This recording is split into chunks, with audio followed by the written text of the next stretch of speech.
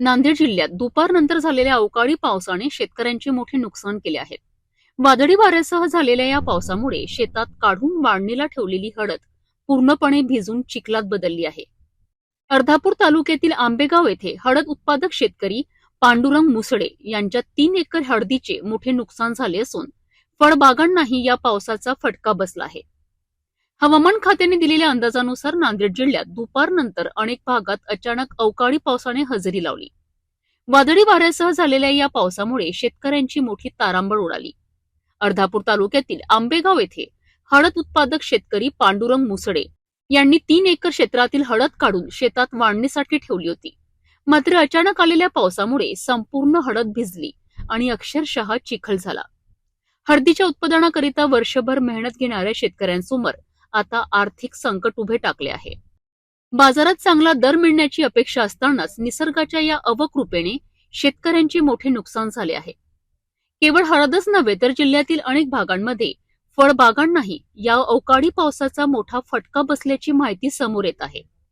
जोरदार वाऱ्यामुळे अनेक ठिकाणी झाडांची पडझडही झाली आहे. अचानक बदलणारे हवामान आणि सततच्या अवकाळी पावसाचे संकट यामुळे शेतकरी हवालदिल झाला असून प्रशासनाने पंचनामे करून तातडीने मदत द्यावी अशी मागणी शेतकऱ्यांकडून करण्यात येत आहे. अवकाळी पावसामुळे नांदेड जिल्ह्यातील शेतकऱ्यांचे मोठे नुकसान झाले असून हळद उत्पादकांसमोर गंभीर आर्थिक संकट निर्माण झाले आहे. प्रशासनाने तातडीने पंचनामे करून नुकसानग्रस्त शेतकऱ्यांना मदत द्यावी अशी मागणी आता जोर धरत आहे. माझं नाव पांडुरंग बापूराव मुसळे, राहणार आंबेगाव. तर मुदखेड तालुक्यामध्ये मतकडच्या शिवारामध्ये माझी हळद आज कमीत कमी 3 एकर हळद अशी अवकाळी पावसामुळे असा चिखल होऊन गेलेला आहे. कारण काही ठिकाणी भरपूर मोठा पाऊस झाला आणि अशा आलेल्या तोंडाला घास आलेल्या शेतकऱ्याला आता कसं काय फाशी घ्यायची वेळ आली असं जर भिजवून अवकाळी पाऊस पडल्यामुळं तर असे नुकसान झाली. वाळलेली हळद आहे अशी पूर्ण भिजून गेली. आता हे पूर्ण टोटल आता कसं करणार? आता शेतकरी असे कुठले आता ज्वारी राहिली, आमचे हळद भिजली.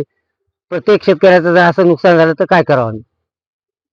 काय मदतीची काय मागणी करा? मदतीची काय आता शासन मदत द्यायला आणि द्यावं आणि कशा या पिकाला एवढी पावसानं जर हानी केली तर काय भेटणार आहे? शेतकरी मरून जातील की अशानं. तर माझे भाव आता कमीत कमी 10-12 हजारावर येऊन टेकलाय. 16 हजारावरला भाव 12 हजारावर येऊन टेकलाय. मार्केट कमी झालं. पावसाची असं जर पाऊस पडत राहिला आणि नुकसान होत राहिले तर याला काय भाव भेटत? मोठ्या प्रमाणात चिखल झाला हळदीचा. काय करेल शेतकरी आता मला सांगा तुम्ही. हो का असा चिखल हो का? पूर्ण चिखल झाला हळदीचा टोटल. वाळली होती, आता ढोलला आली होती हळद. मोठा पाऊस पडल्यामुळे असा चिखल होऊन गेला बघा हळदीचा टोटल.